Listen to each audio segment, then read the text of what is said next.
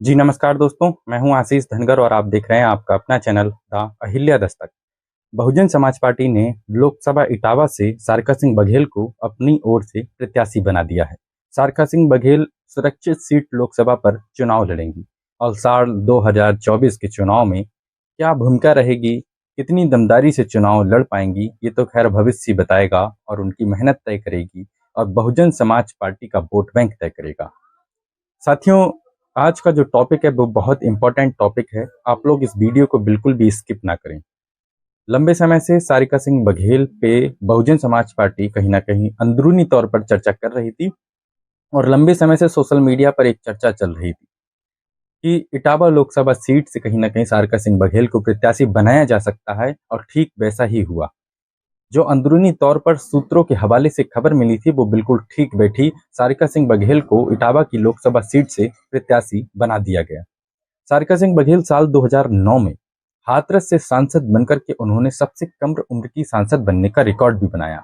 सारिका सिंह बघेल अपने आप में कहीं ना कहीं चमकता हुआ नाम रहा है किसी दौर का और उनके पति देवेंद्र सिंह बघेल अपने आप में बहुत दबंग टाइप के नेता रहे हैं, इसमें कोई दो राय नहीं है। लंबे समय से सारिका सिंह बघेल राजनीति में सक्रिय रहीं।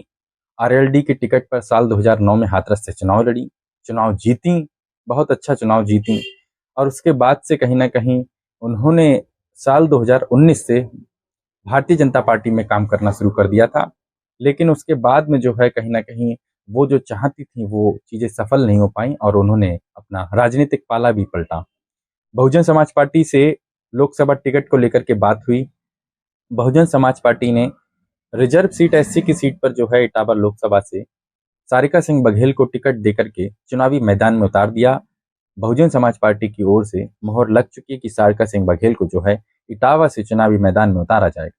इटावा उत्तर प्रदेश की एक ऐसी सीट रही है जो कहीं ना कहीं यादव परिवार के लिए एक बहुत ही महत्वपूर्ण सीट रही है और यादव परिवार के नाम से ही चमकती और धमकती रही है, क्योंकि यहाँ से तमाम दिग्गजों ने अपनी राजनीति की शुरुआत करी।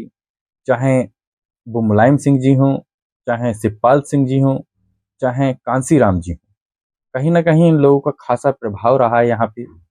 और ये देखने को मिला कहीं ना कहीं जो इटावा का जातीय समीकरण वो बहुत महत्वपूर्ण है, क्योंकि बसपा के लिहाज से जो जातीय समीकरण बनाया गया है, जो सोच समझ करके बहुजन समाज पार्टी ने प्रत्याशी बनाया है, कहीं ना कहीं यदि ये आंकड़े बिल्कुल फिट बैठते हैं तो निश्चित तौर पर सारिका सिंह बघेल की जीत तय हो सकती है। क्योंकि सारिका सिंह बघेल जिस इटावा लोकसभा सीट से चुनाव लड़ रही है वहां पे यदि मतदाताओं की बात की जाए लोकसभा क्षेत्र में, संसदीय लोकसभा क्षेत्र में, तो वहां दलित वोटर सबसे ज्यादा माने जाते रहे हैं। तमाम मीडिया रिपोर्ट्स के मुताबिक दलित वोटरों की बहुत अच्छी तादाद है। सबसे ज्यादा लगभग 4.5 लाख के करीब, 5 लाख के करीब दलित वोटर जो है इटावा लोकसभा सीट पे पाए जाते हैं। और इसके साथ ही कहीं ना कहीं ओबीसी की यदि बात की जाए तो यादव समुदाय कहीं ना कहीं खासी तादाद में है और उसके बाद में शाक्य मौर्य कुशवाहा जो समुदाय है, शाक्य समुदाय, वो बहुत अच्छी तादाद में है। और इसके बाद में लोधी, पाल और बघेल समुदाय जो है, जिस समुदाय से सारिका सिंह बघेल आती हैं, वही कहीं ना कहीं जिस समुदाय को वोट वो लेना चाहती हैं, जिस समुदाय का उनको समर्थन मिलने वाला है, वो समुदाय भी एक अच्छी तादाद में जो है। और शाक्य, लोधी और बघेल समुदाय जो है यदि एकजुट हो जाता है और दलित वोटर साथ में जो है यदि बहुजन समाज पार्टी के पक्ष में यदि वोट कर देता है तो कहीं ना कहीं आंकड़े बहुत बदल सकते हैं। क्योंकि जो कहीं ना कहीं उत्तर प्रदेश में देखा जा रहा है, शाक्य समुदाय वो कहीं ना कहीं भाजपा का आज की डेट में कोर वोटर बन चुका है। लोधी समुदाय भी भारतीय जनता पार्टी का अच्छा खासा कोर वोटर है। वहां इटावा में यदि गहराई से देखा जाए तो यादव जो समुदाय है वो कहीं ना कहीं समाजवादी पार्टी का शुरुआत से ही वोटर माना जाता रहा है। लेकिन दलित वोटर जो है, जो 4.5 लाख और 5 लाख की संख्या में इटावा के अंदर है, वो और उसके बाद में जो बघेल वोटर है जो बहुत अच्छी तादाद में है इटावा के अंदर, ये दोनों यदि मिल जाते हैं और कहीं ना कहीं बाकी थोड़ा थोड़ा यदि मिल जाता है और इनको बेस वोट के तौर पर बहुजन समाज पार्टी को मिल जाता है, सारिका सिंह बघेल को मिल जाता है, तो सारिका सिंह बघेल एक बहुत अच्छा चुनाव फाइट कर सकती हैं। सारिका सिंह बघेल कहीं ना कहीं इस चुनाव में वो उस हद तक पहुंच सकती हैं जिस हद तक शायद बहुजन समाज पार्टी ने भी अंदाजा न लगाया हो, आम जनता ने अंदाजा न लगाया हो। क्योंकि अक्सर चुनाव में कहीं ना कहीं ऐसा देखा जाता रहा है कि चुनाव हार जीत किसी की भी तय नहीं होती। चुनावी समीकरण आखिर में बताते हैं कि आखिर क्या परिणाम रहे, क्योंकि राजनीति में कुछ भी संभव है। राजनीति में कुछ भी असंभव नहीं है, कभी भी कुछ भी हो सकता है, इसमें कोई दो राय नहीं है। लेकिन जिस हिसाब से सारिका सिंह बघेल का वोटों को ध्यान में रखते हुए टिकट किया गया है, ये कहीं ना कहीं टिकट अपने आप में बहुत कुछ मायने रखता है, क्योंकि इस टिकट को जब दिया गया है तो कहीं ना कहीं बहुत सोच समझ करके दिया गया है। बहुजन समाज पार्टी लगातार जो है एक प्रयास कर रही है कि जो निचले तबके का समाज है, जो अति पिछड़े तबके का समाज है, उस समाज को कहीं ना कहीं राजनीतिक हिस्सेदारी मिल पाए।